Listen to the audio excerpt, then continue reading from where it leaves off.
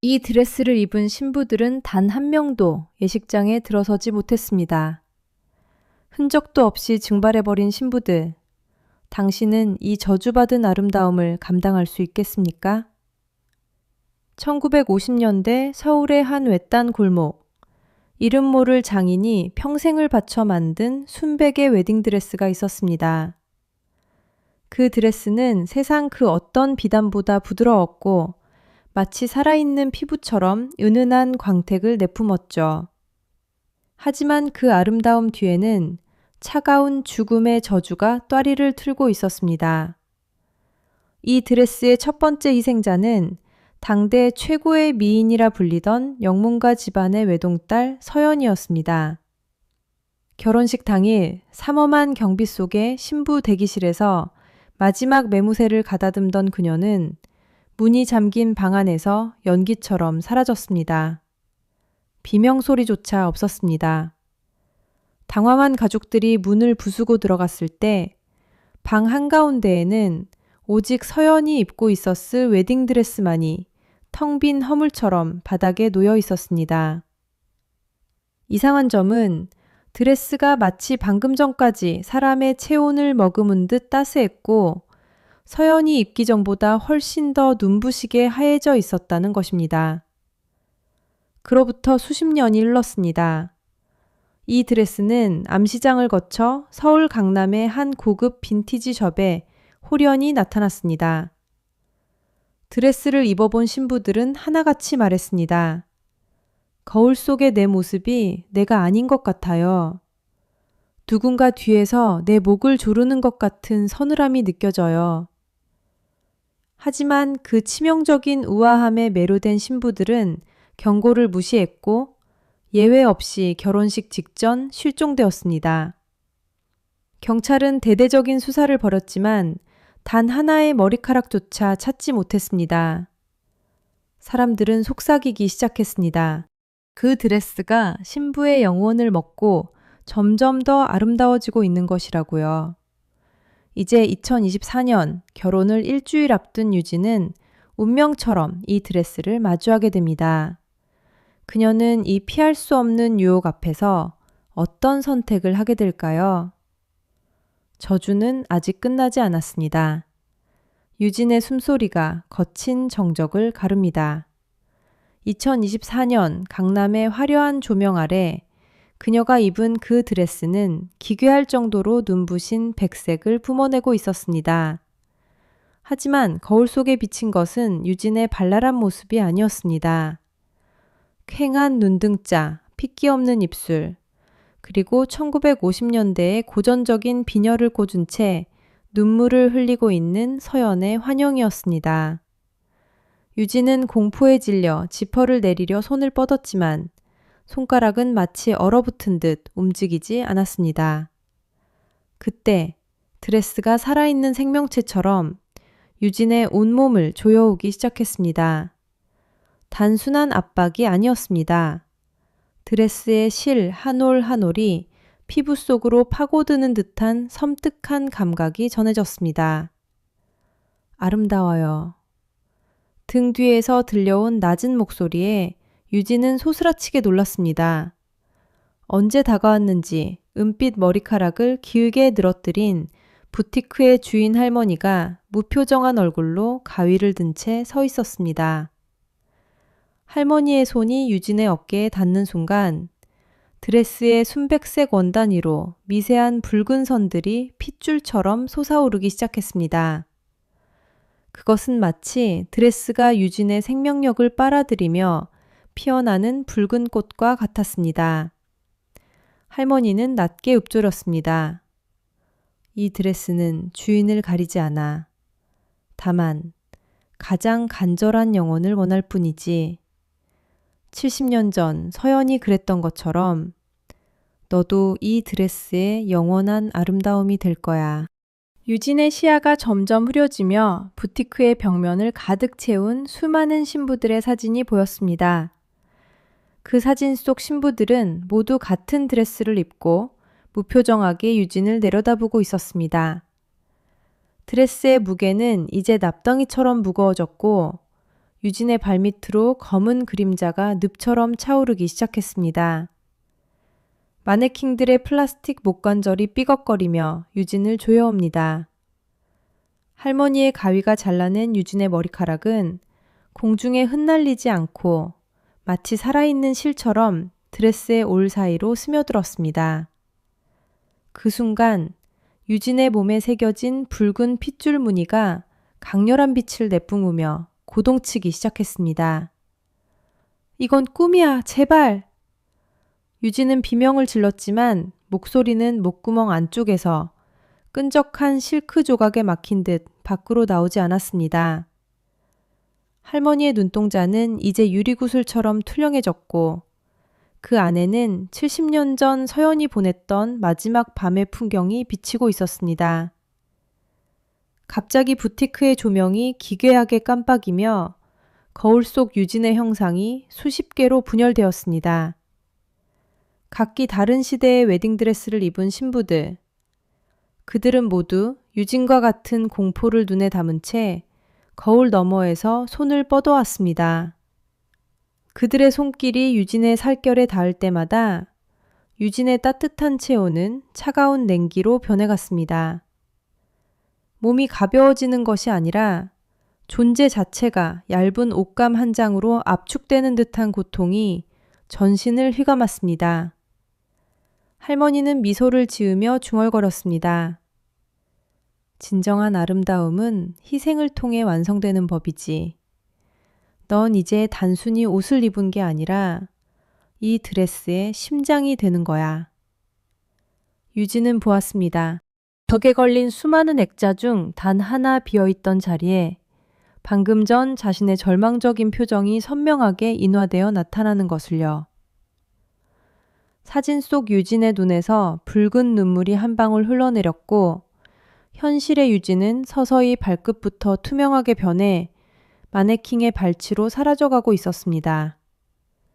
부티크 밖 강남의 소음은 이제 아득한 먼 곳의 이야기처럼 들렸고 오직 드레스의 심장 박동 소리만이 온 세상을 가득 채웠습니다.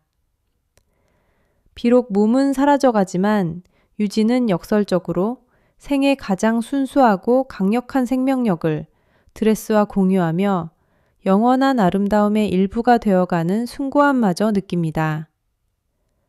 강남의 번화가 한복판, 시간이 멈춘 듯한 영원의 장미, 부티크의 문이 다시 열립니다. 새로운 희생자, 아니 새로운 심장이들 미나가 떨리는 발걸음으로 들어섭니다. 방금 전 유진이 증발하듯 사라진 그 자리에는 오직 눈부시게 하얀 실크 드레스만이 마네킹도 없이 허공의 형태를 유지하며 서 있습니다. 할머니는 인자한 미소를 지으며 미나에게 다가갑니다. 어서 오게나, 드레스가 너를 선택했어. 미나의 눈에 비친 드레스는 단순히 옷이 아니었습니다. 레이스 사이사이로 미세한 박동이 느껴졌고 유진의 눈물이었던 붉은 자수들이 이제는 화려한 루비처럼 빛나고 있었습니다. 미나가 드레스에 손을 대는 순간 차가운 공포 대신 따뜻하고 강렬한 에너지가 그녀의 혈관을 타고 흐릅니다. 그것은 사라진 수많은 신부들의 갈망과 환희가 응축된 생명력이었습니다. 이건 살아있어. 미나는 홀린 듯 중얼거립니다. 부티크 벽면을 가득 채운 액자 속 신부들이 일제히 미나를 향해 고개를 돌립니다. 그들의 눈빛은 원망이 아닌 새로운 일원을 맞이하는 성스러운 축복으로 가득 차 있었습니다. 할머니의 가위가 허공을 가르자 미나의 평범한 옷들이 낙엽처럼 떨어져 나가고 저주받은 드레스가 마치 살아있는 생명체처럼 그녀의 몸을 부드럽게 감싸 있습니다. 유진의 영혼이 깃든 드레스의 올 하나하나가 미나의 피부 속으로 파고들며 그녀의 존재를 지상의 것이 아닌 천상의 아름다움으로 격상시킵니다. 미나는 비명을 지르려 했지만 그녀의 입술에서는 세상에서 가장 아름다운 아리아가 흘러나왔습니다. 공포는 어느새 숭고한 하골경으로 변해갔고 그녀의 발끝이 바닥에서 떠오르며 몸이 반투명한 빛의 입자로 부서지기 시작합니다. 이 드레스는 죽음의 덫이 아니라 영원한 아름다움이라는 신의 영역으로 가는 유일한 통로였던 것입니다. 할머니의 손길 아래 미나의 육신은 점점 희미해지고 드레스의 광채는 더욱 강해져 부티크 전체를 하얗게 집어삼킵니다. 강남의 어둠 속에 숨겨진 영원의 장미 부티크. 미나의 육신이 빛의 입자가 되어 드레스 속으로 완전히 스며든 그 찰나, 문을 거칠게 두드리는 소리가 정적을 깹니다. 미나의 약혼자 준호였습니다. 미나 있나요? 대답 좀 해봐요. 할머니는 우아하면서도 서늘한 손짓으로 빗장을 엽니다. 준호가 뛰어들어온 곳엔 미나의 흔적은 온데간데 없고 눈을 뗄 수 없을 만큼 찬란하게 빛나는 웨딩드레스만이 마네킹도 없이 허공의 형태를 유지하며 서 있었습니다. 준호는 분노와 공포에 휩싸여 할머니를 윽박지르려 했지만 벽에 걸린 새로운 액자를 보는 순간 심장이 멎는 듯한 충격을 받습니다. 그곳엔 방금 전까지 자신과 전화통화를 했던 미나가 평생 본 적 없는 가장 행복하고 성스러운 미소를 지으며 액자 속에 살아있는 듯 새겨져 있었습니다. 이건 말도 안 돼. 미나가 왜 저기... 준호의 목소리가 떨립니다. 할머니는 준호의 어깨에 차가운 손을 얹으며 속삭입니다. 그녀는 고통도 슬픔도 노화도 없는 영원한 찬미의 세계로 들어갔다네. 이 드레스는 선택받은 자의 영혼을 받아들여 세상에서 가장 완벽한 예술을 완성하지. 준호의 눈에 비친 드레스는 이제 단순한 천 조각이 아니었습니다.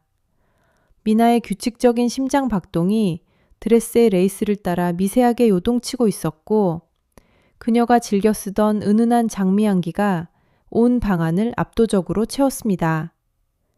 준호는 증오 대신 묘한 경외심과 항올경에 사로잡힙니다. 사라진 신부들은 희생자가 아니라 추악하고 유한한 현실을 벗어나 영원한 빛이 된 존재들이었습니다. 할머니는 준호에게 은빛으로 빛나는 턱시도를 천천히 내밉니다. 자네도 그녀의 곁에 서고 싶지 않은가? 두 사람의 사랑을 시간조차 뺏지 못하는 영원으로 밥제해주겠네. 준호의 손끝이 은빛으로 전멸하는 턱시도의 서늘한 질감에 닿는 순간 부티크 내부의 공기가 급격히 압축되기 시작했습니다. 거울 속에서 자신을 응시하던 어머니의 형상은 환영이 아니었습니다. 20년 전 비 오는 오후에 잠시 옷을 보러 가겠다며 나선 뒤 흔적도 없이 사라졌던 그 모습 그대로 그녀는 세월을 비껴간 듯 우아하고 처연한 미소를 짓고 있었습니다. 할머니의 목소리는 이제 천장과 바닥, 사방의 벽면에서 동시에 울려 퍼지는 거대한 공명으로 변했습니다. 내 어머니는 이 부티크의 전설을 시작한 첫 번째 영혼이었지. 그녀는 가장 완벽한 순간에 자신을 박제함으로써 추악하게 늙어가는 육신 대신 영원히 시들지 않는 아름다움을 선택했단다. 준호의 머릿속은 터질 듯한 혼란으로 가득 찼지만 이상하게도 육체는 항거할 수 없는 평온함에 침식되고 있었습니다. 액자 속의 미나는 이제 눈물을 멈추고 준호를 향해 손을 뻗는 듯한 자세로 변해 있었습니다. 그녀의 웨딩드레스에서 뿜어져 나오는 찬란한 빛이 준호의 은빛 턱시도와 공명하며 방안을 온통 유백색의 광의로 채웠습니다. 할머니는 천천히 준호의 등 뒤로 다가와 마법 같은 속삭임을 건넵니다. 이 턱시도를 완전히 받아들이는 순간 너희들은 시간이라는 잔인한 감옥에서 해방될 것이다. 죽음도 갈라놓지 못하는 오직 예술만이 증명하는 절대적인 결속이지. 준호는 홀린 듯 턱시도의 단추를 하나씩 채우기 시작했습니다. 단추가 잠길 때마다 그의 심장 박동은 점점 느려졌고 대신 그 박동은 방 한가운데 서 있는 미나의 드레스로 옮겨가 레이스마다 미세한 떨림을 만들어냈습니다. 그의 발가락부터 서서히 투명한 결정체로 변해가는 것을 보면서도 준호는 두렵지 않았습니다. 오히려 그토록 그리워하던 어머니와 잃어버릴 뻔한 연인과 함께 영원이라는 하나의 작품 속에 잠긴다는 사실에 형언할 수 없는 항홀경을 느꼈습니다. 하지만 모든 것이 완성되려던 찰나, 거울 속 어머니의 눈동자가 순식간에 칠흑 같은 어둠으로 물들며 그녀의 입술이 미세하게 움직였습니다. 소리는 들리지 않았지만 준호는 분명히 읽을 수 있었습니다. 도망쳐. 이건 축복이 아니라 끝없는 갈증이야. 어둠은 단순한 빛의 부재가 아니었습니다. 그것은 살아있는 생명체처럼 준호의 폐부로 밀려들었습니다. 암흑 속에서 오직 준호가 입은 은빛 턱시도만이 기괴한 유광을 내뿜으며 그의 육체를 잠식해 갔습니다. 결정체로 변해버린 그의 발끝에서는 서늘한 냉기가 올라왔고 그 냉긴기는 심장을 향해 느릿하지만 단호하게 전진했습니다. 그때 액자 속에서 터져나온 미나의 비명소리가 정적을 찢었습니다. 그것은 단순한 고통의 외침이 아니라 수십 년간 이 부티크에 갇힌 영혼들이 한꺼번에 토해내는 절규와도 같았습니다. 준호는 어둠 속에서 할머니의 눈동자를 보았습니다. 그것은 인간의 것이 아닌 굶주린 포식자의 노란 안광이었습니다. 완성해야지 준호야. 네 어머니가 그러했듯 너도 이 완벽한 직물의 일부가 되어야 해. 그것만이 이 지독한 갈증을 잠재울 유일한 길이란다. 할머니의 손길이 준호의 목덜미를 스쳤습니다. 그 손길이 닿은 곳마다 검은 실핏줄이 돋아나며 턱시도의 은빛 레이스와 엉키기 시작했습니다. 준호는 깨달았습니다. 이 부티크는 아름다움을 먹고 사는 것이 아니라 서로를 간절히 원하는 연인들의 희망을 가로채 그 에너지를 박제하고 있었던 것입니다. 거울 속 어머니의 형상은 이제 눈물을 흘리고 있었습니다. 그 눈물은 거울 표면을 타고 흘러내려 바닥에 닿자마자 날카로운 유리 파편으로 변했습니다. 준호는 마지막 단추를 쥐고 있는 자신의 손가락을 보았습니다. 이미 손톱 끝까지 투명한 결정으로 변해 감각이 사라져가고 있었습니다. 하지만 그 찰나 미나의 따뜻했던 온기가 그의 뇌리를 스쳤습니다. 나를 잊지 마, 준호 씨. 액자 속 미나의 목소리가 환청처럼 들려온 순간 준호는 순응하려던 의지를 꺾었습니다. 그는 단추를 채우는 대신 자신의 가슴팍을 파고드는 은색 실타래를 맨손으로 움켜쥐었습니다. 살점이 뜯겨나가는 고통이 몰려왔지만 그는 멈추지 않았습니다. 이 저주받은 의복이 그들의 영혼을 집어삼키기 전에 그는 스스로를 파괴해서라도 미나를 구해야만 했습니다. 준호의 손에서 흘러나온 붉은 피가 은빛 턱시도를 적시자 부티크 전체가 거대한 지진이라도 난 듯 요동치기 시작했습니다. 준호의 가슴에서 흘러나온 선연한 붉은 피가 저주받은 은빛 턱시도를 적시자 부티크 안은 마치 살아있는 생명체가 단말마의 비명을 지르는 듯한 진동으로 가득 찼습니다. 타들어가는 실타래에서는 역겨운 유황 냄새와 함께 수십 년간 갇혀있던 원혼들의 곡소리가 터져나왔습니다. 할머니의 우아했던 얼굴은 이제 인간의 형상을 잃고 기괴하게 뒤틀려 있었습니다. 안 돼! 이 완벽한 아름다움을 망칠 순 없어! 그녀의 비명은 천장을 울렸고 벽에 걸린 수많은 드레스들이 마치 고통받는 여인들처럼 들썩거리기 시작했습니다. 하지만 준호는 멈추지 않았습니다. 가슴팍의 살점이 은색 레이스와 함께 뜯겨나가는 극심한 통통 속에서도 그는 깨진 액자를 향해 손을 뻗었습니다. 액자의 유리 파편들이 준호의 팔을 그어댔지만 그는 오직 유리 너머에서 눈물을 흘리는 미나만을 바라보았습니다. 그때 기적이 일어났습니다. 준호의 피가 닿은 유리금 사이로 눈부신 빛이 새어나오더니 액자 속의 정지된 공간이 요동치기 시작한 것입니다. 미나의 손가락이 미세하게 떨렸고 그녀의 눈동자에 다시 생기가 돌았습니다. 준호 씨! 그녀의 목소리가 환청이 아닌 실제의 울림으로 들려온 순간 부티크의 바닥에서 검은 그림자들이 솟아올라 준호의 발목을 낚아챘습니다. 할머니가 마지막 힘을 짜내어 부티크 전체를 거대한 무덤으로 만들려 하는 것이었습니다. 준호는 점점 힘이 빠지는 것을 느꼈지만 미나를 향한 간절함이 그의 심장을 다시 뛰게 했습니다. 그는 자신의 생명력을 제물로 바쳐서라도 이 저주의 굴레를 끊겠다고 맹세했습니다. 그 순간 액자 속에서 수많은 하얀 손들이 나타나 미나를 밀어내기 시작했습니다. 그것은 그동안 사라졌던 실종된 신부들의 영혼이었습니다. 그녀들은 자신들은 나갈 수 없음을 알면서도 마지막 희망인 미나와 준호를 구하기 위해 자신들의 남은 에너지를 쏟아붓고 있었습니다. 준호의 손끝이 마침내 미나의 차가운 손에 닿았습니다. 두 사람의 손이 맞잡히는 찰나 부티크의 모든 거울이 동시에 박살나며 세상이 하얀 빛에 잠겨버렸습니다. 차가운 수술실의 무영등이 눈이 시릴 정도로 밝게 비추고 있었습니다.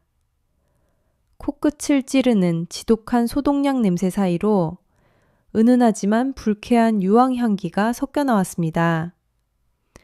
정신을 차리려 애쓰는 준호의 귓가에 서늘한 목소리가 들려왔습니다. 드디어 우리가 완벽한 조각이 되었구나. 고개를 돌린 그곳에는 미나 대신 20대 초반의 아름다운 모습을 한 여인이 누워 있었습니다. 하지만 그녀의 눈동자만은 수백 년을 살아온 뱀처럼 음산하게 번뜩였고 입가에는 할머니 특유의 비틀린 미소가 걸려 있었습니다. 그것은 미나의 육체를 빼앗은 것인지 아니면 준호의 생명력을 빨아먹고 회춘한 것인지 알 수 없는 기괴한 풍경이었습니다. 준호는 소리를 지르려 했지만 목구멍에서는 쇳소리만 새어나왔습니다.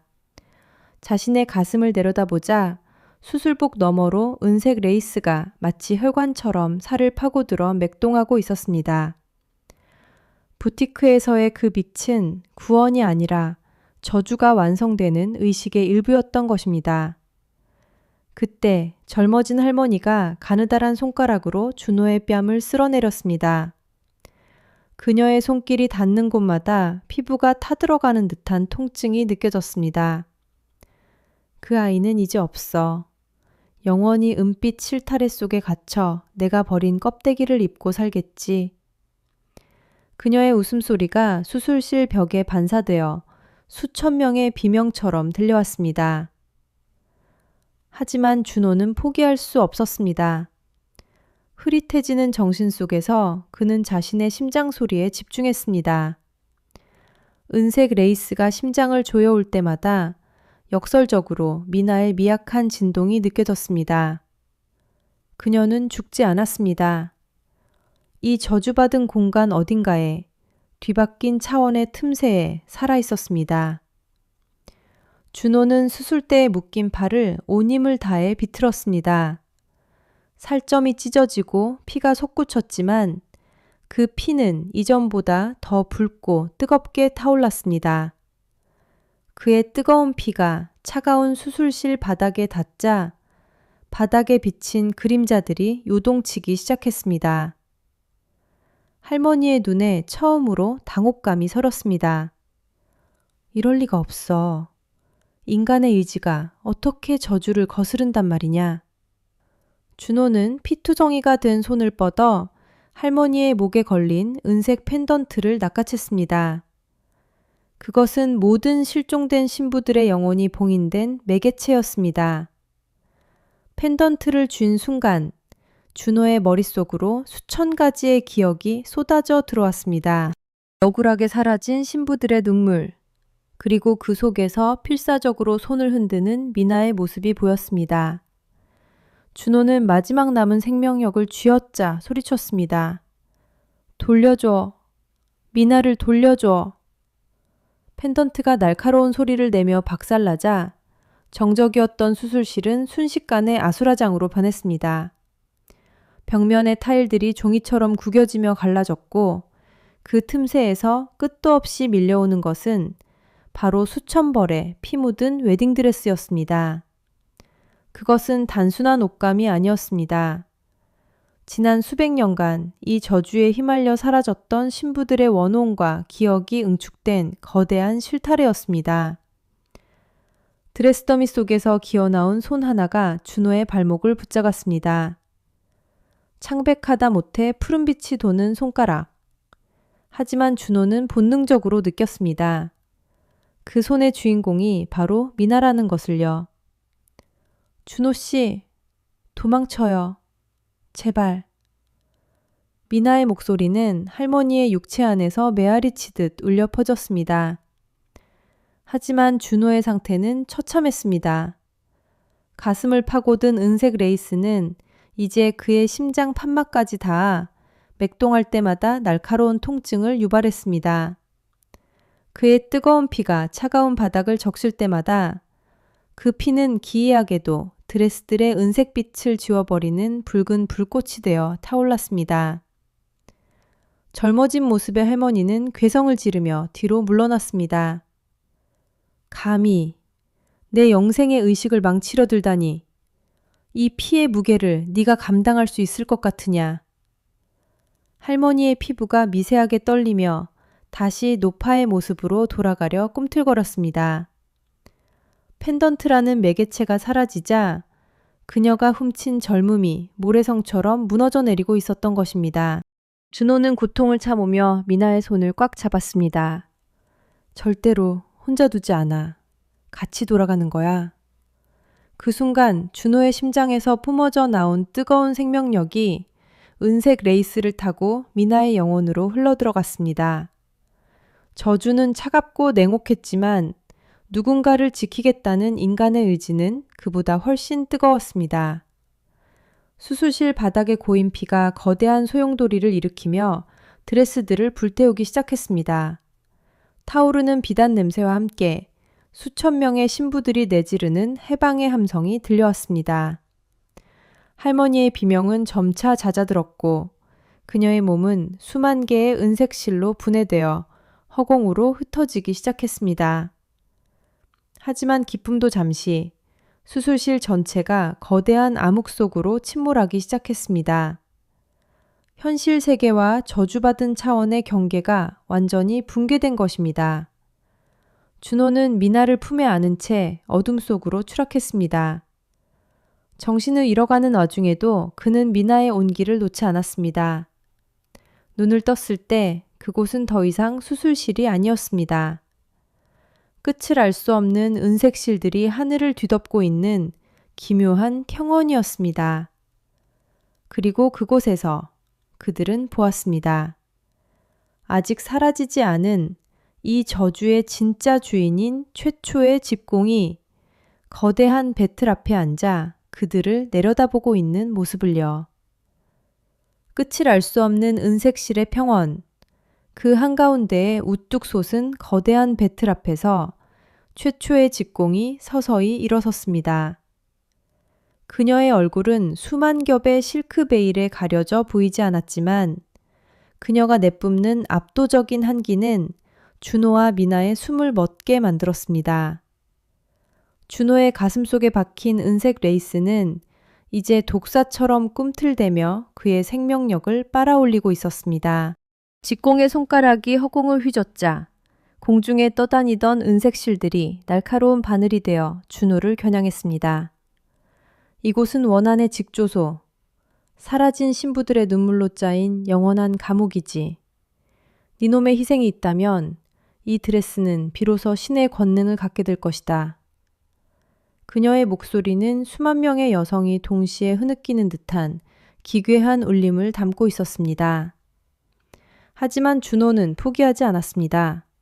그는 타오르는 가슴의 통증을 억누르며 자신을 붙잡고 떨고 있는 미나의 손을 더욱 세게 쥐었습니다. 당신의 저주는 여기서 끝이야. 남의 행복을 빼앗아 만든 아름다움 따위, 그건 그저 추악한 껍데기일 뿐이라고.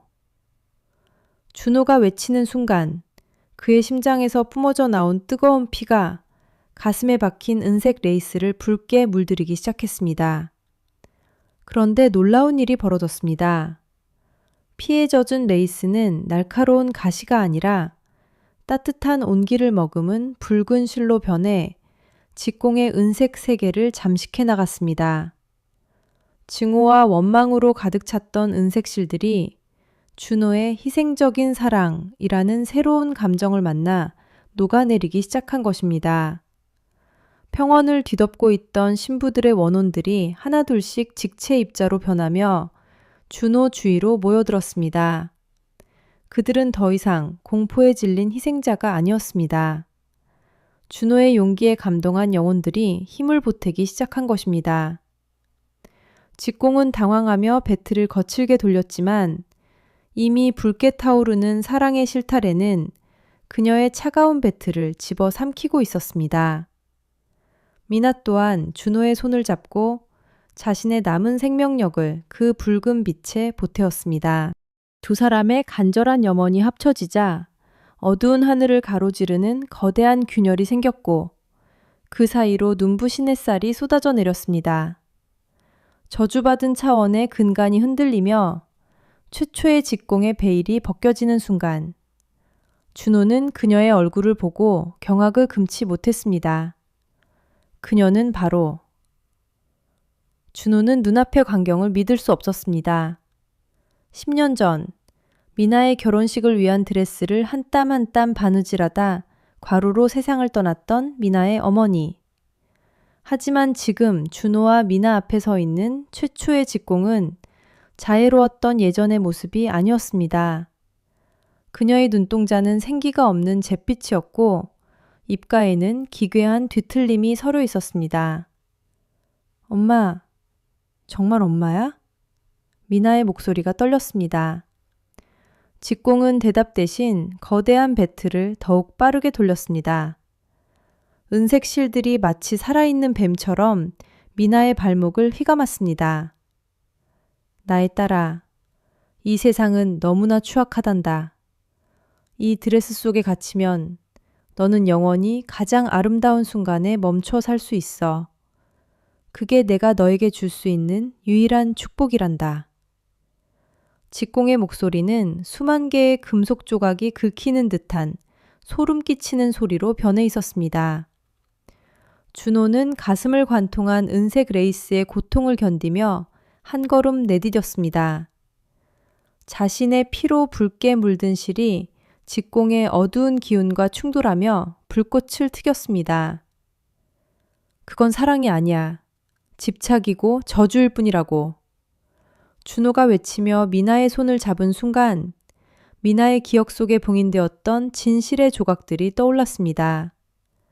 어머니가 돌아가시던 밤, 마지막까지 붙잡고 있었던 것은 드레스가 아니라 어린 미나의 손이었습니다. 어머니의 진심은 완벽한 아름다움이 아니라 딸의 평범한 행복이었습니다. 미나는 눈물을 닦고 직공의 눈을 똑바로 응시했습니다. 우리 엄마는 나를 가두려 하지 않았어. 당신은 엄마의 슬픔과 미련이 만들어낸 가짜야.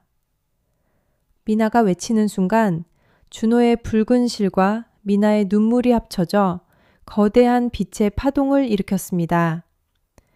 그 빛은 차가운 은색 평원을 녹여버리고 직공의 몸을 휘감고 있던 검은 실들을 불태우기 시작했습니다. 가짜 직공의 형체가 무너지며 비명을 질렀고 그 잔해 속에서 따뜻한 온기를 머금은 빛의 입자들이 피어올랐습니다. 그제야 직공의 얼굴에서 증오가 사라지고 우리가 알던 어머니의 인자한 미소가 아주 잠깐 스쳐 지나갔습니다. 공간이 무너지며 두 사람은 현실로 돌아오는 듯 했습니다. 준호와 미나는 거칠게 숨을 몰아쉬며 서 있었습니다. 가짜 직공의 형체가 사라지고 모든 것이 끝났다고 생각한 순간 미나의 방안 큰 전신 거울이 기괴하게 진동하기 시작했습니다. 현실로 돌아왔다는 안도감은 순식간에 차가운 전율로 바뀌었습니다. 거울 속에는 미나의 방 대신 끝없이 펼쳐진 어두운 복도가 보였고 그 안에는 똑같은 흰색 웨딩드레스를 입은 수백 명의 여성이 서 있었습니다. 그들의 얼굴은 창백했고 눈동자에는 깊은 슬픔과 절망이 서려 있었습니다. 도와줘. 여기서 꺼내줘. 수백 명의 목소리가 겹쳐져 방 안을 가득 메웠습니다. 그것은 단순한 헌청이 아니라 지난 수십 년간 이 드레스의 저주에 걸려 사라졌던 신부들의 절규였습니다. 미나는 거울 가까이 다가갔습니다. 그중 한 여성이 거울 면에 손을 대자 매끄러워야 할 유리가 호수처럼 일렁이며 파동을 일으켰습니다. 미나는 깨달았습니다. 어머니의 사랑을 왜곡해 이 저주를 만든 진정한 어둠은 아직 사라지지 않았다는 것을요. 그 어둠은 사라진 신부들의 영혼을 자양분 삼아 드레스의 생명을 유지하고 있었습니다. 준호는 미나의 떨리는 어깨를 감싸 안았습니다. 그의 가슴에 새겨진 붉은 실의 상흔이 다시 뜨겁게 타오르기 시작했습니다. 미나, 저들은 단순한 한영이 아니야. 우리가 저 안으로 들어가지 않으면 이 고통은 영원히 반복될 거야. 준호의 목소리는 떨렸지만 결연했습니다. 공포를 넘어선 숭고한 용기가 방 안의 공기를 바꾸기 시작했습니다. 미나는 눈물을 닦고 거울 속 신부들을 향해 손을 뻗었습니다. 그녀들의 절규가 이제는 고통이 아닌 구원을 바라는 간절한 노래로 들리기 시작했습니다. 두 사람은 서로의 손을 꽉 잡았습니다. 죽음보다 깊은 어둠 속으로 스스로 걸어 들어가 타인의 고통을 끊어내겠다는 결심은 그 어떤 저주보다 강력한 빛이 되어 방 안을 환하게 비추었습니다. 거울 속의 경계가 흐릿해지며 현실의 벽이 무너져 내리고 있었습니다. 미나의 팔을 잡아 끄는 그 손길은 단순히 물리적인 힘이 아니었습니다. 그것은 수십 년, 아니 수백 년 동안 차가운 거울 속에 갇혀온 영혼들의 지독한 갈망이자 절규였습니다. 거울의 표면은 차가운 유리가 아니라 끈적이는 늪처럼 변해 미나를 집어삼켰고 준호는 단 1초의 망설임도 없이 그녀의 손을 잡은 채 그 어둠 속으로 몸을 던졌습니다. 눈을 떴을 때 그곳은 우리가 알던 세상이 아니었습니다. 하늘 대신 끝을 알 수 없는 어둠이 펼쳐져 있었고 발밑은 수만 겹의 하얀 웨딩드레스 레이스가 겹겹이 쌓여 마치 거대한 눈밭처럼 보였습니다. 하지만 그 천들은 생명이 있는 것처럼 꿈틀거렸고 코끝을 찌르는 냄새는 향기로운 꽃향기가 아니라 오래된 무덤에서나 날 법한 눅눅한 곰팡이와 썩은 장미향이었습니다. 주위를 둘러보자 수백 명의 신부들이 미라처럼 창백한 모습으로 서 있었습니다. 그들의 드레스는 찢어지고 해져 있었으며 검게 변한 눈동자에서는 끊임없이 검은 눈물이 흘러내려 바닥에 하얀 레이스를 오염시키고 있었습니다. 미나는 공포에 질려 뒷걸음질 쳤지만 준호는 그녀의 어깨를 단단히 감싸 안았습니다. 그때 저 멀리 거대한 베일이 드리워진 제단 위에서 기괴할 정도로 아름다운 그러나 생기가 전혀 없는 거대한 드레스 하나가 허공에 떠 있는 것을 발견했습니다. 그것은 이 모든 저주의 근원인 태초의 드레스였습니다. 그 드레스가 심장처럼 규칙적으로 고동칠 때마다 주변에 서 있던 신부들의 영혼이 조금씩 드레스 속으로 빨려 들어가고 있었습니다. 이 드레스는 아름다움을 영원히 간직하고 싶어 했던 누군가의 뒤틀린 욕망이 빚어낸 괴물이었습니다. 신부들의 영혼을 자양분 삼아 스스로를 유지하고 있었던 것이죠. 준호의 가슴에 새겨진 붉은 상흔이 그 어느 때보다 밝고 뜨겁게 타오르기 시작했습니다. 그 빛이 닿는 곳마다 신부들의 검은 눈동자가 잠시나마 원래의 맑은 색으로 돌아오는 것을 보며 미나는 깨달았습니다. 이 저주를 끊는 방법은 파괴가 아니라 이들의 슬픔을 온전히 이해하고 안아주는 것이라는 사실을요. 두 사람은 서로의 온기를 나누며 수백 명의 원혼이 웅성거리는 그 기괴하고도 슬픈 제단을 향해 한 걸음씩 내디뎠습니다. 발을 뗄 때마다 드레스 늪이 그들의 발목을 잡아챘지만 타인의 고통을 끝내겠다는 숭고한 용기는 그 어떤 어둠보다 강력한 보호막이 되어주었습니다. 어머니의 목소리는 제단 위 허공을 부유하는 태초의 드레스 안에서 흘러나오고 있었습니다. 미나의 눈에서는 뜨거운 눈물이 흘러내렸습니다. 10년 전 결혼식을 하루 앞두고 흔적도 없이 사라졌던 어머니. 그 그리움이 공포를 압도하기 시작했습니다. 미나는 홀린 듯 제단을 향해 다가갔고 준호는 그녀를 막아서려 했지만 그의 가슴에 새겨진 상흔이 강렬한 열기를 내뿜으며 그를 주저앉게 만들었습니다. 미나 씨, 안 돼요. 그건 당신 어머니가 아니에요. 준호의 외침에도 불구하고 미나의 발걸음은 멈추지 않았습니다. 드레스의 찢어진 틈새로 눈부시게 하얀 손 하나가 천천히 뻗어나왔습니다. 그 손목에는 어머니가 생전에 늘 차고 다니던 옥팔찌가 선명하게 빛나고 있었습니다. 순간 주변을 가득 메웠던 수백 명의 유령 신부들이 일제히 비명을 지르며 바닥으로 엎드렸습니다. 그것은 경외심이 아니라 거대한 포식자 앞에서 느끼는 극도의 공포였습니다. 태초의 드레스는 이제 거대한 꽃처럼 피어나며 그 내부를 드러냈습니다. 그 안에는 수많은 신부의 영혼이 정교한 자수처럼 박혀 있었고 그 중심에 미나의 어머니와 꼭 닮은 형상이 자비로운 미소를 지으며 서 있었습니다. 하지만 미나는 보았습니다. 어머니의 미소 뒤편, 드레스의 안감이 살아있는 근육처럼 꿈틀거리며 미나를 집어삼킬 준비를 하고 있다는 것을요. 준호는 고통을 참으며 다시 일어섰습니다. 그의 붉은 상흔에서 뿜어져 나오는 빛이 미나의 앞길을 비추자 아름답던 어머니의 형상이 순간적으로 기괴하게 뒤틀린 나무 껍질처럼 변했습니다. 이것은 누군가의 욕망이 만들어낸 환각이자 영혼을 낳기 위한 미끼였습니다. 미나는 멈춰서서 심호흡을 했습니다. 그리고 무서워하는 대신 그 기괴한 드레스를 향해 두 팔을 벌렸습니다. 당신이 누구든 얼마나 오랜 시간 이 어둠 속에서 고통받았든 이제 그만해도 돼요. 미나의 진심 어린 위로가 공간에 울려 퍼지자 태초의 드레스가 분노한 듯 거칠게 요동치기 시작했습니다. 어둠의 폭풍이 휘몰아치고 수천 겹의 레이스가 채찍처럼 두 사람을 휘감았습니다. 그러나 미나와 준호가 서로의 손을 맞잡은 순간 두 사람의 체온이 합쳐져 차가운 원혼의 공간을 녹이는 따스한 빛의 보호막을 형성했습니다.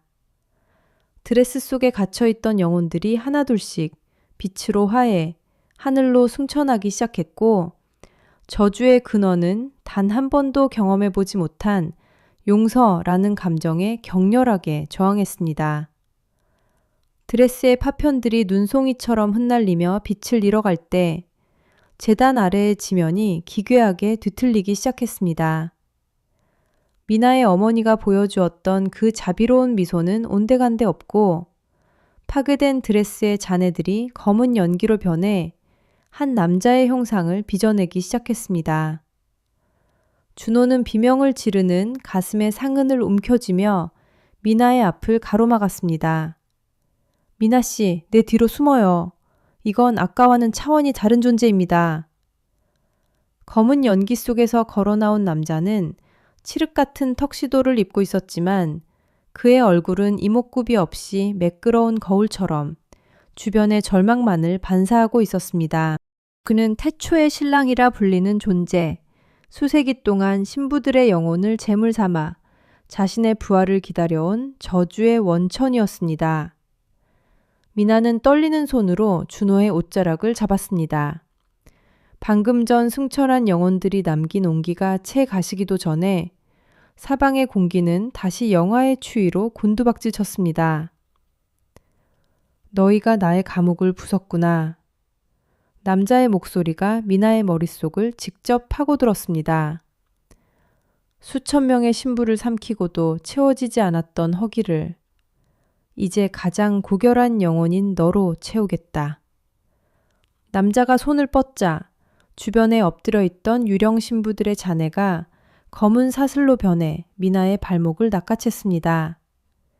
하지만 그 순간 미나는 도망치는 대신 준호의 손을 더 꽉 잡았습니다. 우리는 당신의 먹잇감이 아니야. 우리는 이 끊어지지 않는 고통의 고리를 끝내러 온 사람들이야. 미나의 외침과 함께 준호의 상은에서 뿜어져 나온 붉은 빛이 검은 사슬을 태워버렸습니다. 두 사람의 의지가 맞닿은 지점에서 발생하는 눈부신 광의가 어둠을 밀어내기 시작했습니다. 이것은 단순한 생존 본능이 아니었습니다. 누군가를 지키겠다는 숭고한 사랑과 과거의 비극에 정면으로 맞서는 용기가 만들어낸 기적이었습니다. 하지만 태초의 신랑은 비웃듯 손가락을 튕겼고 순식간에 성당 전체가 거대한 심장 박동 소리와 함께 요동치기 시작했습니다. 벽면에는 사라졌던 신부들의 이름이 피로 새겨지기 시작했고 성당은 이제 산자를 집어삼키는 거대한 괴수의 위장 안으로 변해가고 있었습니다. 옥팔찌가 산산조각나며 내는 소리는 비명이 아니라 아주 오래전 어머니가 불러주던 고요한 자장가였습니다. 그 은은한 청록색 빛이 어둠을 가르자 사방을 조여오던 수만 개의 가시들이 일순간 멈춰섰습니다. 태초의 신랑은 거울 같은 얼굴에 균열이 가며 기괴한 소리로 포효했습니다. 이 미천한 유품이 감히 나의 성욕을 더럽히다니. 그러나 빛은 멈추지 않았습니다. 파편들은 공중에 떠올라 미나와 준호의 주위를 돌며 견고한 빛의 보호막을 형성했습니다. 미나는 그 빛 속에서 어머니의 온기를 느꼈습니다. 그것은 단순한 물건이 아니라 딸을 지키기 위해 평생을 기도로 쌓아 올린 어머니의 영혼 그 자체였습니다. 미나는 눈물을 닦으며 준호의 손을 잡고 일어섰습니다. 준호 씨, 보세요. 벽에 새겨진 그 비극적인 이름들이 빛나고 있어요. 정말이었습니다. 피로 물들었던 신부들의 이름이 어머니의 유산에서 뿜어져 나온 빛을 받아 하나둘씩 순백의 꽃잎으로 변해 떨어지기 시작했습니다.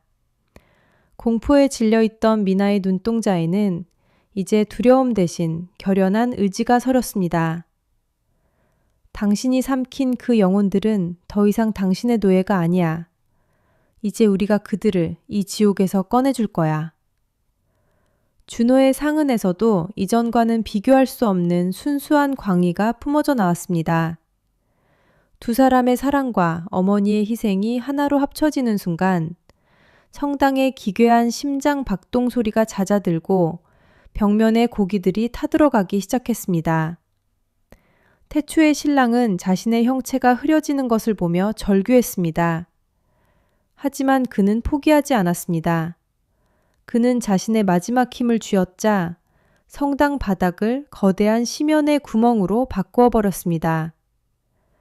발밑이 무너져 내리는 찰나 미나는 빛의 파편 속에서 환영처럼 나타난 어머니의 손길을 느꼈습니다. 가거라 내 딸아, 저주의 심장을 찔러라. 끝이 보이지 않는 심연 속으로 떨어지던 미나와 준호의 몸이 마치 솜털 위에 내려앉듯 부드럽게 멈춰섰습니다. 눈을 떴을 때 그들 앞에는 상상조차 할 수 없었던 광경이 펼쳐져 있었습니다. 그곳은 300년 전 시간이 박제되어 버린 최초의 예식장이었습니다. 천장에는 깨진 거울 조각들이 은하수처럼 떠다니고 바닥은 수만 송이의 시든 백합화가 썩지도 못한 채 융단처럼 깔려 있었습니다. 사방의 벽면은 거대한 얼음 거울들로 가득 찼는데 그 거울 속에는 그동안 사라졌던 수많은 신부의 영혼이 영원한 공포에 질린 채 갇혀 있었습니다. 그리고 그 홀의 중심, 단상 위에는 모든 비극의 근원이자 저주의 핵인 태초의 신부가 앉아 있었습니다. 그녀가 입은 웨딩드레스는 더 이상 순백이 아니었습니다. 그것은 마치 살아있는 괴물의 내장처럼 꿈틀거리는 검은 혈관들과 그녀의 살점을 파고든 날카로운 장미 가시들로 이루어진 고문의 틀과 같았습니다. 신부의 눈에서 흐르는 것은 피가 아니라 지독한 원한이 응축된 검은 진액이었습니다. 이때 거대한 어둠의 그림자가 광기로 포효하며 나타났습니다. 바로 태초의 신랑이었습니다. 그는 자신의 성역을 침범한 두 사람을 찢어 발기려 거대한 손을 뻗었습니다. 하지만 미나의 손바닥에 박힌 오팔찌 파편들이 다시 한번 강렬한 청록색 빛을 뿜어내기 시작했습니다. 어머니의 유산에서 뿜어져 나오는 그 빛은 단순한 물리적인 힘이 아니었습니다. 그것은 세대를 이어온 지키고자 하는 사랑의 힘이었습니다. 준호는 고통을 참아내며 미나의 앞을 막아섰고 그의 상처에서 흘러나온 빛이 오팔찌의 빛과 섞여 거대한 방벽을 형성했습니다. 미나는 깨달았습니다. 저 드레스는 신부를 아름답게 만들기 위한 것이 아니라 그녀의 슬픔을 먹고 자라나는 감옥이라는 사실을요. 미나가 한 걸음씩 신부에게 다가갔습니다. 드레스의 가시들이 비명을 지르며 미나의 살을 찌르려 했지만 미나의 눈에는 더 이상 두려움이 없었습니다. 오직 저 가련한 영혼을 구원하겠다는 결연한 의지만이 빛났습니다. 마침내 미나의 손이 태초의 신부의 얼어붙은 심장에 닿는 순간 드레스 중심부에서 수정처럼 투명하지만 지독하게 차가운 저주의 눈물이 모습을 드러냈습니다. 그것은 파괴해야 할 악이 아니라 누군가 녹여주길 기다려온 300년의 고독이었습니다. 미나의 온몸을 휘감은 검은 파편들은 거친 장미 덩굴처럼 살을 파고들었지만 그 통증은 이상하리만큼 따뜻했습니다.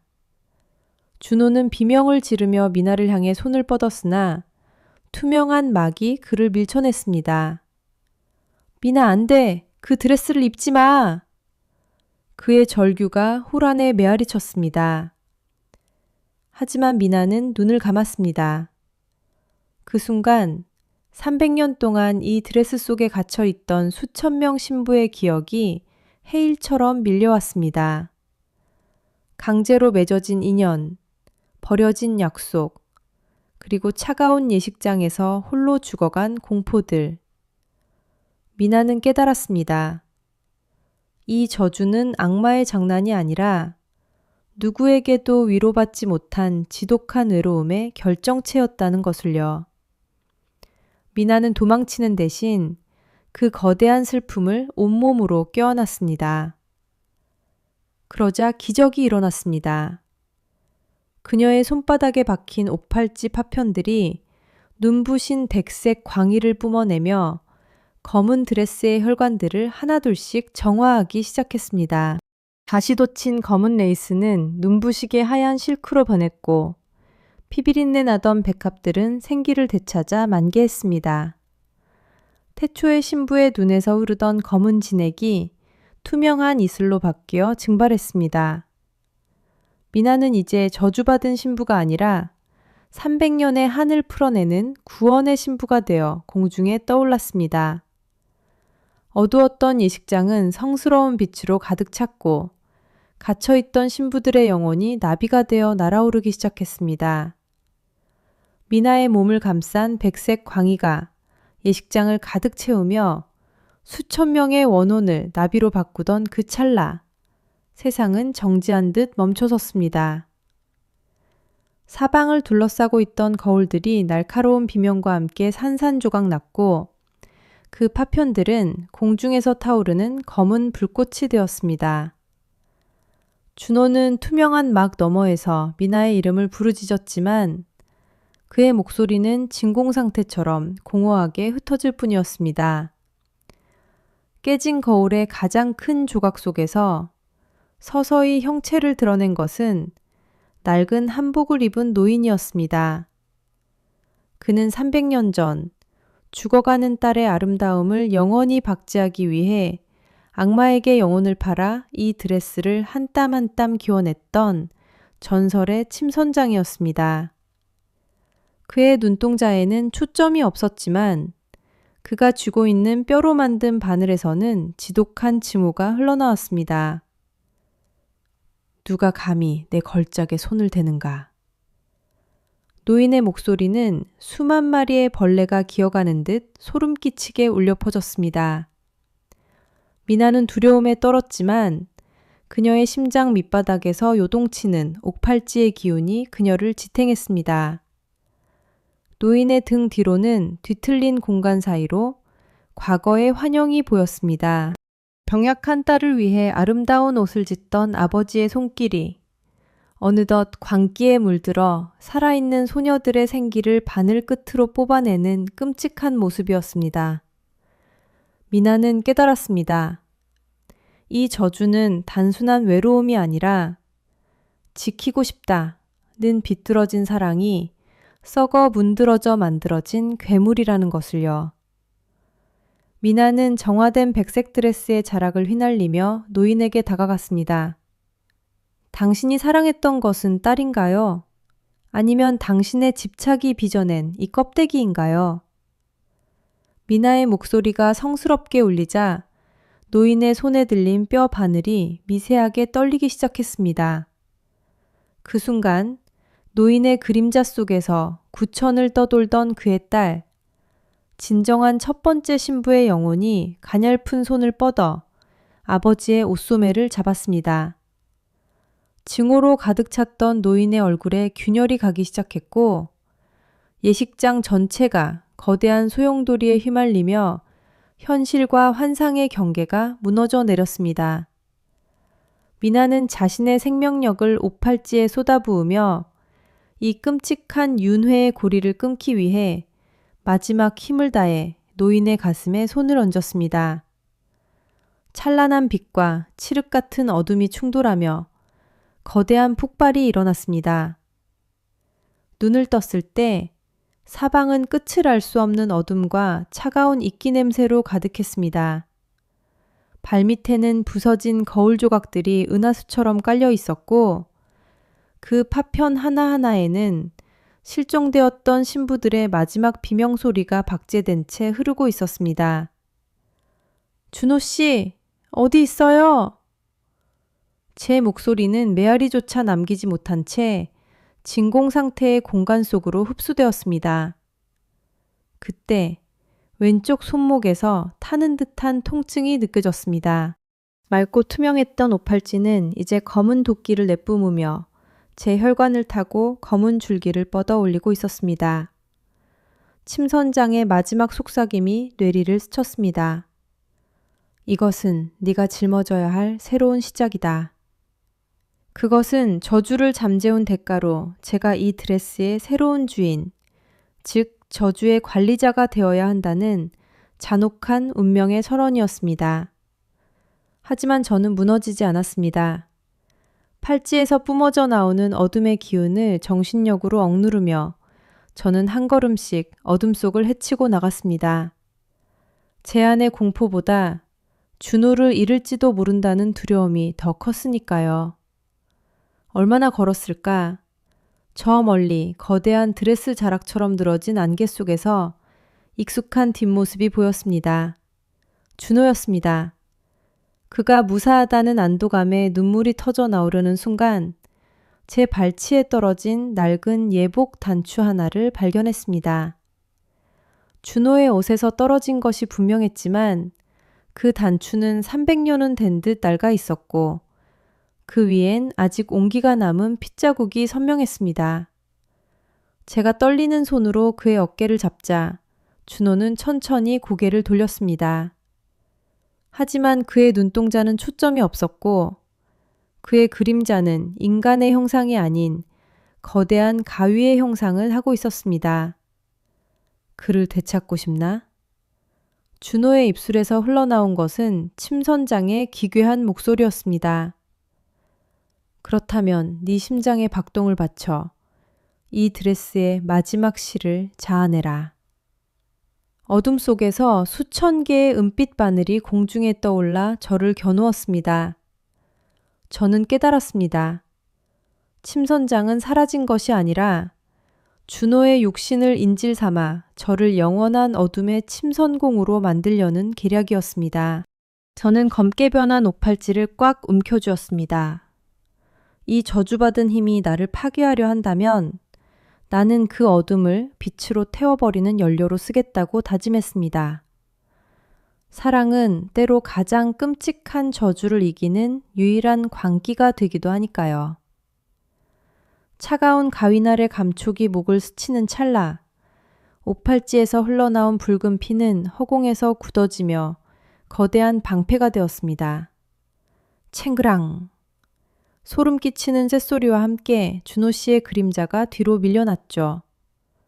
하지만 그의 눈은 여전히 텅 빈 채 기괴한 침선장의 목소리만을 내뱉고 있었습니다. 어리석구나. 이 드레스는 수백 년간 배신당한 신부들의 눈물과 피로 지어졌다.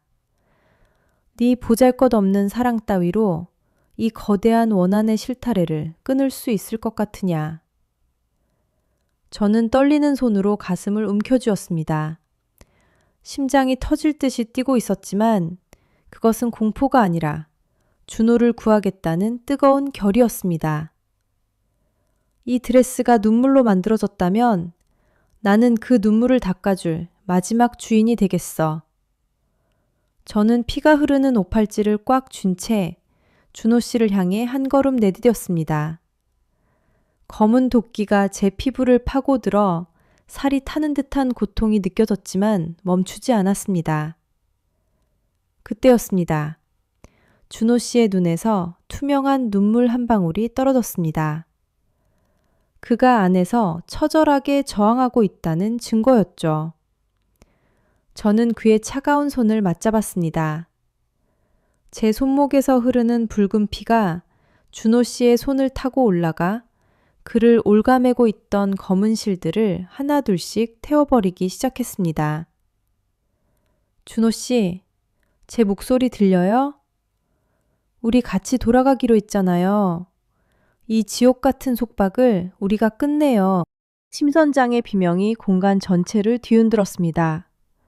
어둠의 실들이 미친 듯이 춤추며 저희를 덮쳐왔고 옥팔찌는 이제 부서질 듯 진동하며 눈부신 붉은 빛을 뿜어내기 시작했습니다.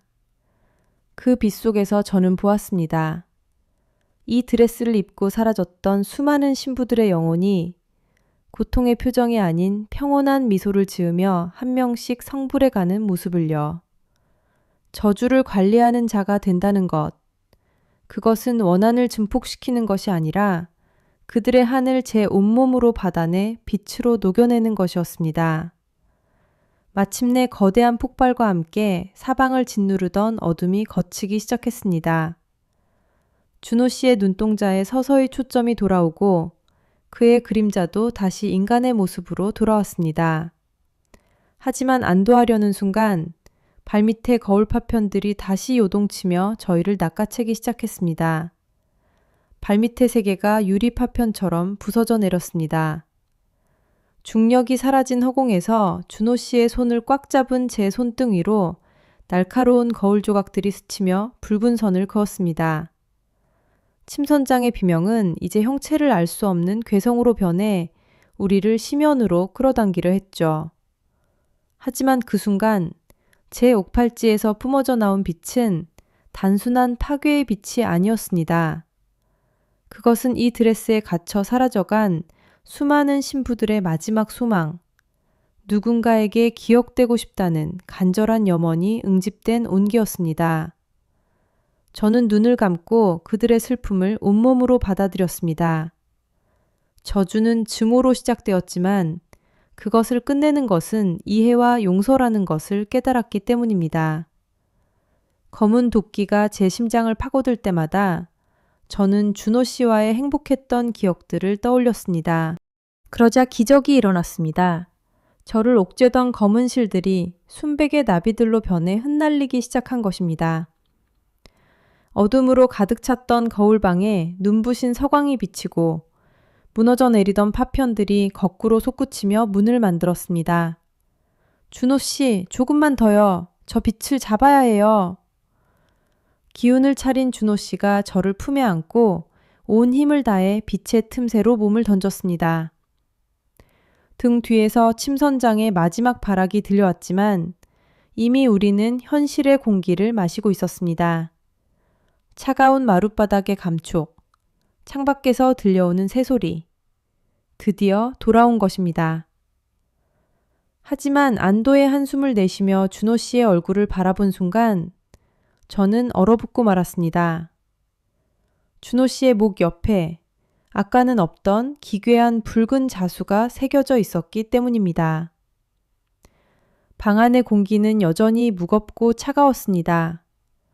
새소리가 들려오는 평화로운 창밖 풍경과 달리 우리를 둘러싼 침묵은 가시처럼 날카로웠죠. 저는 떨리는 손으로 준호 씨의 목덜미를 어루만졌습니다.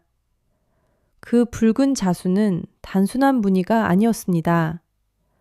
마치 살아있는 생물처럼 피부 밑을 파고들며 정교한 매듭을 짓고 있었고 그 끝은 심장을 향해 뻗어나가고 있었습니다.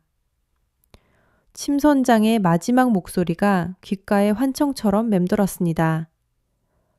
결코 끊어낼 수 없는 인연의 실이 너희를 올가매리라.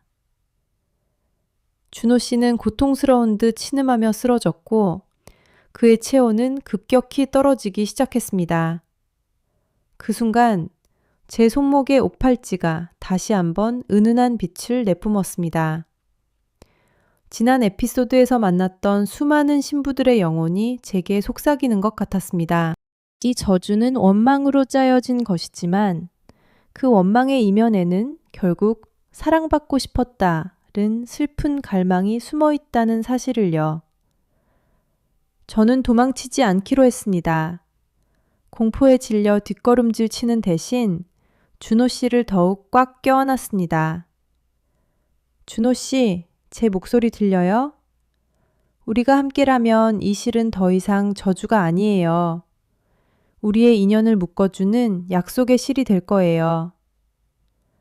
저는 제 손가락 끝을 깨물어 핏방울을 냈습니다. 그리고 그 핏방울을 준호 씨의 붉은 자수 위에 떨어뜨렸습니다. 저의 생명력과 희망, 그리고 결코 굴복하지 않겠다는 의지를 담은 온기가 준호 씨의 차가운 피부로 스며들었습니다. 그러자 놀라운 일이 벌어졌습니다. 검붉게 변해가던 자수의 색깔이 점점 선명하고 아름다운 진홍색으로 바뀌더니 날카로운 바늘 자국 같던 통증이 사라지고 온화한 기운이 방 안을 가득 채웠습니다. 어둠 속에서 우리를 지켜보던 침선장의 원한 서린 시선이 조금씩 옅어지는 것이 느껴졌습니다. 증오를 사랑으로 덮어쓰는 것. 그것이 이 잔혹한 웨딩드레스의 저주를 풀 수 있는 유일한 열쇠였던 것입니다. 하지만 안심하기엔 일렀습니다. 준호 씨가 천천히 눈을 떴을 때 그의 눈동자는 평소의 갈색이 아니었습니다. 마치 거울 세계를 담은 듯 투명하고 기이한 은빛으로 빛나고 있었으니까요.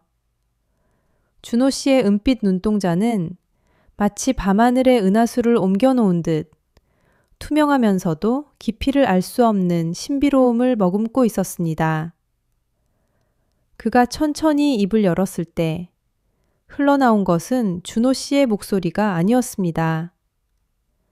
수십, 수백 명의 여인들이 동시에 속삭이는 듯한 기이하고도 슬픈 울림이었죠. 보여요. 내 몸을 타고 흐르는 이 실들이 어디서 시작되었는지, 그리고 그녀들이 어디에 갇혀 있는지. 준호 씨의 손이 허공을 휘저었습니다. 그의 시선이 닿는 곳마다 뒤틀린 시공간이 일렁이며 그동안 사라졌던 신부들의 형체가 희미한 잔상으로 나타나기 시작했습니다. 그들은 흔히 생각하는 원한서린 귀신이 아니었습니다.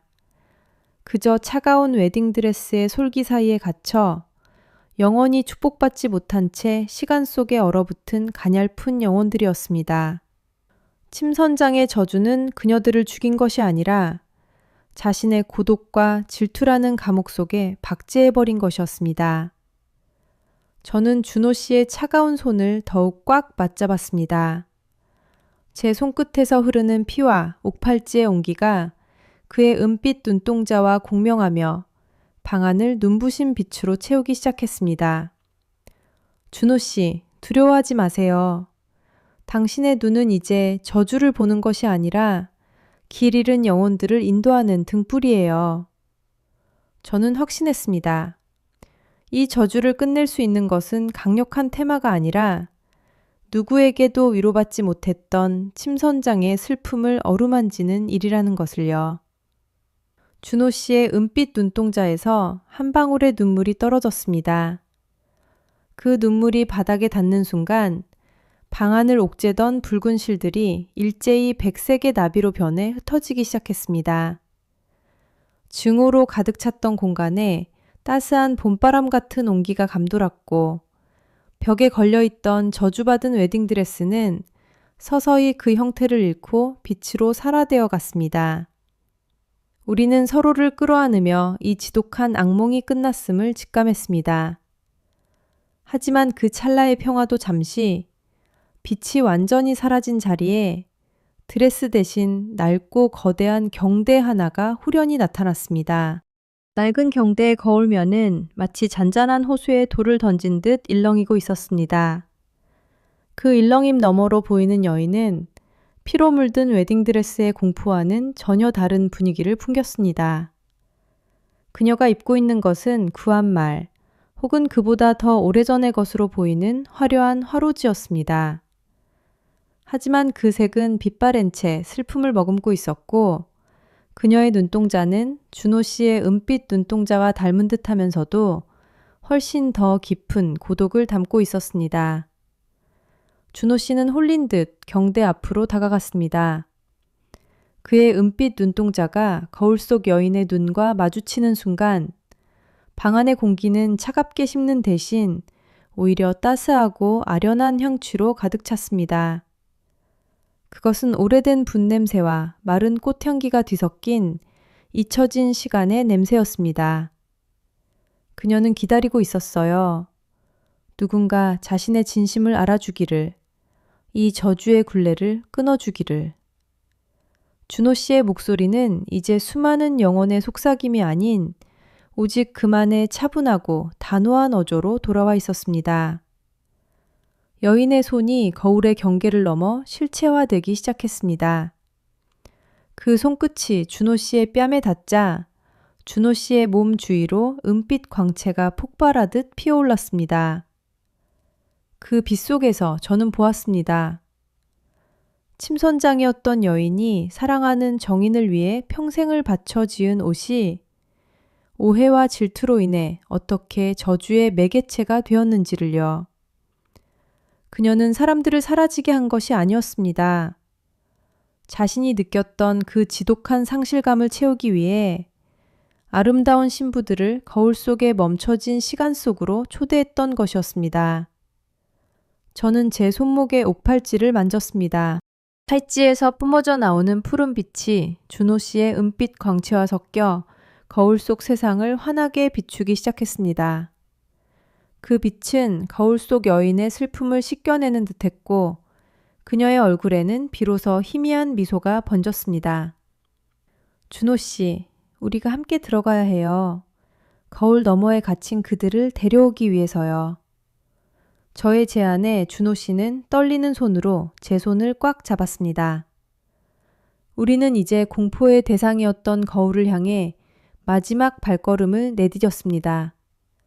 이것은 단순한 테마가 아닌 100년의 세월을 건너뛴 치유와 구원의 시작이었습니다. 경대의 거울면이 마치 액체처럼 변하며 우리를 부드럽게 감싸 안았습니다. 그 순간 제 귓가에 여인의 가냘픈 목소리가 들려왔습니다. 고마워요. 드디어 문이 열리네요. 방문의 닫힘과 동시에 우리를 맞이한 것은 끝을 알 수 없는 정적이었습니다. 거울 속 공간은 중력이 사라진 듯 기묘했습니다. 발밑은 맑은 호수처럼 투명했고 머리 위로는 수천 벌의 하얀 웨딩드레스들이 구름처럼 떠다니며 흐느끼듯 흔들리고 있었습니다. 그 드레스들 사이사이로 실종되었던 신부들이 보였습니다. 그녀들은 죽은 것이 아니었습니다. 마치 정교한 밀랍 인형처럼 가장 아름다운 순간에 시간이 멈춘 채 허공에 떠 있었습니다. 준호 씨의 은빛 눈동자가 어둠 속에서 등불처럼 빛나며 길을 안내했습니다. 드디어 정원의 중심부, 거대한 배틀 앞에 앉아있는 여인을 발견했습니다. 그녀는 피로 물든 바늘로 끊임없이 허공을 수놓고 있었습니다. 그녀가 입은 화롯의 붉은색은 원한이 아닌 지독한 그리움의 색이었습니다. 준호 씨가 그녀에게 다가가 떨리는 목소리로 말했습니다. 이제 그만하셔도 됩니다. 당신의 정의는 당신을 잊은 적이 없습니다. 단지 길이 어긋났을 뿐입니다. 그 순간 제 손목의 옥팔찌가 강렬한 푸른빛을 뿜어내며 여인을 감싸 안았습니다. 여인의 손에서 검은 피가 흐르던 바늘이 떨어졌고 그녀의 흐릿했던 형체가 선명해지며 슬픈 눈망울이 드러났습니다. 그녀는 자신의 슬픔을 채우기 위해 신부들을 모은 것이 아니라 홀로 남겨진 외로움이 무서워 타인의 행복을 박제하려 했던 것이었습니다. 준호 씨의 따뜻한 기운과 옥팔찌의 정화하는 빛이 섞이자 공중에 떠있던 드레스들이 본래의 순백색으로 되돌아가기 시작했습니다.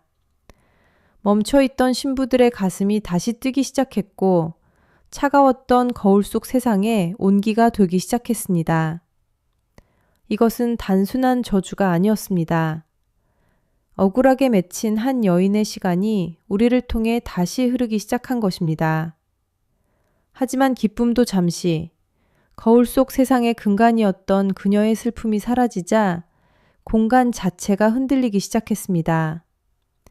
유리 조각들이 눈송이처럼 흩날리며 거울 속 세상이 무너져 내리기 시작했습니다. 준호 씨는 제 손을 꽉 잡은 채 거대한 심연의 소용돌이를 향해 몸을 던졌습니다. 두려움에 감은 눈을 뜨자 우리는 어둠 속이 아닌 눈부시게 하얀 빛의 터널 속에 있었습니다. 등 뒤로는 그동안 드레스 속에 갇혀있던 신부들이 나비처럼 가볍게 날아오르며 현실의 세계로 향하고 있었습니다. 그녀들의 얼굴엔 공포 대신 긴 잠에서 깨어난 듯한 평온함이 서려 있었습니다. 그 길의 끝에서 붉은 화롯을 입은 여인이 우리를 향해 희미하게 미소 지었습니다. 그녀의 눈에선 더 이상 검은 피가 아닌 맑은 눈물이 흐르고 있었습니다. 준호 씨가 건넨 은빛 기운이 그녀의 가슴에 닿자 수백 년간 멈춰있던 그녀의 시간이 눈 녹듯 풀려나갔습니다. 기다림은 이제 끝났습니다. 당신의 연인은 저 너머에서 이미 당신을 맞이할 준비를 마쳤습니다. 준호 씨의 나직한 목소리가 울려 퍼졌고 여인의 형체는 수천 개의 작은 빛가루가 되어 밤하늘의 별처럼 흩어졌습니다. 그 순간 제 손목의 옥팔찌가 뜨거운 온기를 내뿜으며 부서졌습니다. 정신을 차려보니 우리는 다시 조용한 웨딩드레스 샵의 한복판에 서 있었습니다. 거울은 더 이상 기괴한 빛을 내지 않았고 마네킹이 입고 있던 그 저주받은 드레스는 어느새 평범하고 아름다운 순백의 실크 드레스로 변해 있었습니다. 며칠 뒤 뉴스에서는 실종되었던 신부들이 전국 각지의 웨딩홀에서 무사히 발견되었다는 소식이 연일 보도되었습니다. 그녀들은 하나같이 가장 아름다운 꿈을 꾸고 온 것 같다고 말했습니다. 드레스에 맺혔던 원한은 누군가를 간절히 사랑했던 마음이었고 그 마음이 정화되어 이제는 세상의 모든 신부들에게 축복을 전하는 수호의 기운이 되었습니다. 준호 씨는 말없이 샵의 문을 열고 나갔지만 그가 남긴 은빛 향기는 여전히 이곳에 머물러 있습니다. 공포는 사라졌고 이제 이곳은 진정한 사랑을 약속하는 이들의 웃음소리로 가득 찹니다. 저주받은 드레스의 전설은 이렇게 마침표를 찍었습니다. 하지만 저는 알고 있습니다. 보이지 않는 곳에서 누군가의 간절한 마음이 여전히 기적을 만들어내고 있다는 사실을요.